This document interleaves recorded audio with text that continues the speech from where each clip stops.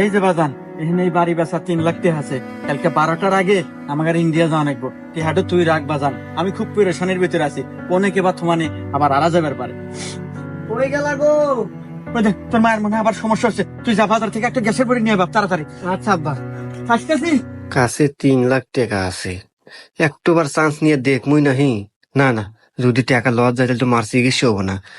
না, কি করি কি করি, না একটুবার চান্স নিয়ে দেখি, এই শেয়ার চান্স, বেশি লোভ না করে 2 গুণনের টাকা তুলে নেও। যদি 2 গুণনের টাকা তুলে নিই তাহলে 3 লাখ টাকা 6 লাখ টাকা হবো।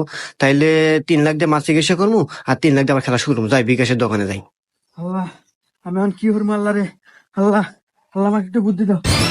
হ্যাঁ বাজান, হে বাজান, তুই কনে আসলে বাজান? হ্যাঁ, তুই জানিস না যে তোর 12টার সময় তোর মাইক হিন্দি না নিয়ে গেলে বাঁচবে না? তুই কনে আসলে বাজান? হে বাজান, বাজান, হে বাজান, তুই কথা কস না কে? হে বাজান, কিছু একটু ক, তোর মায়ের অবস্থা ভালো না বাজান?